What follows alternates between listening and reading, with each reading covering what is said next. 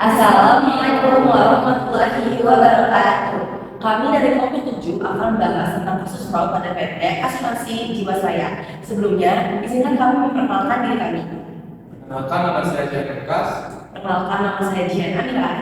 Perkenalkan, nama saya Mariska Dalina. Perkenalkan, nama saya Putri Ayu Adeli. Tolong disimak. Pada zaman ini, perkembangan teknologi serta inovasi bisnis semakin meningkat, menyebabkan persaingan usaha yang semakin ketat.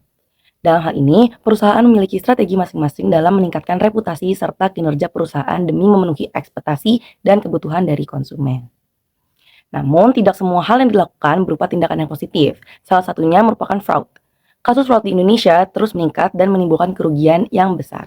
Salah satunya yaitu kasus manipulasi laporan keuangan yang dilakukan oleh PT Asuransi Jiwasraya akibat tindak pidana korupsi dan pencucian uang. Menurut CNN Indonesia, kasus dari perusahaan asuransi telah berlangsung sejak tahun 2000-an, namun baru mencapai puncak permasalahan pada tahun 2018.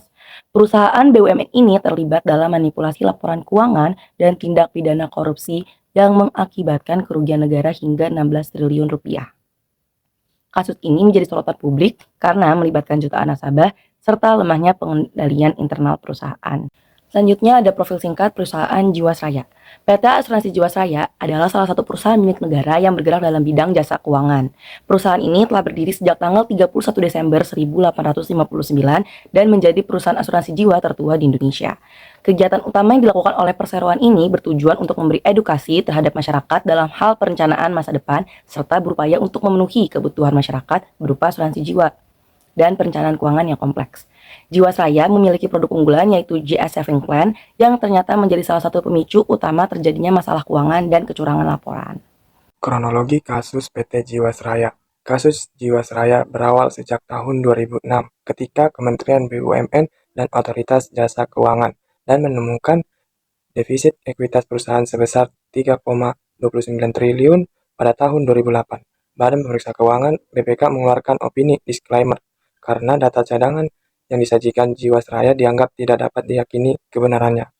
Meskipun demikian, perusahaan tetap beroperasi. Bahkan pada tahun 2014, PT Jiwasraya mampu menjadi sponsor klub sepak bola Manchester City di tengah kondisi keuangan masih bermasalah puncak. Masalah terjadi pada tahun 2018 ketika direksi baru menemukan kejanggalan dalam laporan keuangan.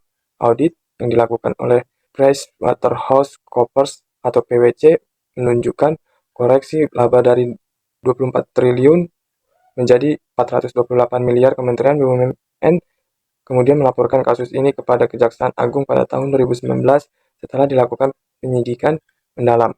Pada tahun 2021, Mahkamah Agung menjatuhkan hukuman kepada 6 terdakwa utama atas kasus korupsi dan pencucian uang Jiwasraya. Motivasi pelaku berdasarkan teori Fraud Pentagon. Analisis menggunakan teori Fraud Pentagon menunjukkan bahwa motivasi pelaku dipengaruhi 5 faktor, yaitu 1. Tekanan muncul karena defisit ekuitas yang besar dan tuntutan untuk menunjukkan laba yang positif. Yang kedua, peluang muncul akibat lemahnya sistem pengendalian internal di Jiwasraya yang memungkinkan manipulasi dilakukan tanpa segera terdeteksi. Yang ketiga, rasionalisasi muncul ketika pelaku meyakini bahwa tindakannya hanya bersifat sementara dan demikian menyelamatkan perusahaan.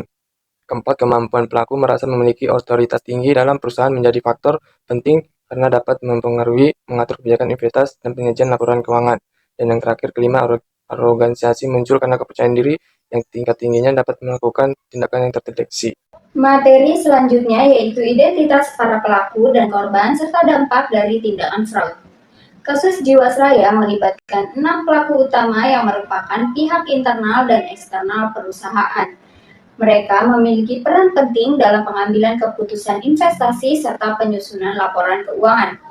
6 pelaku tersebut yaitu 1. Beni Jokro Saputro sebagai Komisaris PT Hanson Internasional. 2. Heru Hidayat sebagai Komisaris PT Terada Alam Mineral. 3. Heri Prasetyo sebagai Direktur Keuangan Jiwasraya. 4. Rahim Hendrisman sebagai Direktur Utama Jiwasraya. 5. Syah Wirman sebagai Kepala Divisi Investasi. Dan terakhir yaitu Joko Hartono sebagai Direktur PT Maxima Integrat. Akibat dari tindakan mereka, negara mengalami kerugian sebesar 16 triliun rupiah, sementara lebih dari 5,3 juta nasabah Jiwasraya menjadi korban gagal bayar. Sebagian besar nasabah berasal dari kalangan menengah ke bawah yang menggantungkan harapan finansialnya pada produk asuransi JS Saving Plan. Dampak sosial dan ekonomi dari kasus ini sangat besar karena menyangkut kepercayaan masyarakat terhadap lembaga keuangan negara. Reputasi BUMN dan pemerintah juga ikut tercoreng karena kasus ini menunjukkan lemahnya pengawasan internal dan tata kelola perusahaan. Dampak psikologis terhadap nasabah pun cukup besar, terutama bagi masyarakat kecil yang kehilangan tabungan masa depannya. Bentuk dan kategori fraud. Bentuk kecurangan yang dilakukan oleh PT Jiwasraya meliputi tindak korupsi, manipulasi laporan keuangan, dan pencucian uang. Korupsi dilakukan melalui penyalahgunaan wewenang oleh direksi dalam pengelolaan investasi yang berisiko tinggi dan tidak transparan. Manipulasi laporan keuangan dilakukan agar kondisi keuangan perusahaan tampak sehat dengan menampilkan laba fiktif. Sementara itu, pencucian uang dilakukan untuk menyembunyikan hasil korupsi melalui berbagai transaksi investasi. Selanjutnya, deteksi dan pengungkapan kasus fraud. Kasus PT Jiwasraya terungkap berkat laporan direksi baru kepada Kementerian BUMN yang diteruskan ke Kejaksaan Agung, diperkuat oleh PwC dan BPK. Whistleblower internal turut mengungkap manipulasi laporan keuangan. Sementara, pemeriksaan BPKP dan OJK menemukan penyalahgunaan dana investasi.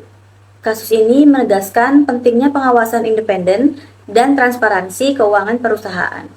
Selanjutnya, untuk menyelamatkan Jiwasraya, OJK, pemerintah, dan Kementerian BUMN bekerja sama memperbaiki dan memperkuat bisnis perusahaan. Masalah keuangan jangka pendek diatasi dengan langkah khusus. Sedangkan untuk jangka panjang dibentuk anak perusahaan yang bernama Jiwasraya Putra. Perusahaan ini mengelola asuransi untuk BUMN dan menarik investor baru agar keuangan Jiwasraya bisa kembali stabil. Kesimpulannya, fraud adalah tindakan kecurangan untuk meraih keuntungan dengan cara yang tidak jujur seperti korupsi atau manipulasi laporan keuangan. Pada kasus ini menunjukkan adanya korupsi dan manipulasi investasi saham buruk yang merugikan negara sekitar 16 triliun. Untuk mencegahnya, investor harus lebih waspada dan perusahaan perlu memperkuat pengendalian internalnya serta rutin melakukan audit agar kecurangan cepat terdeteksi.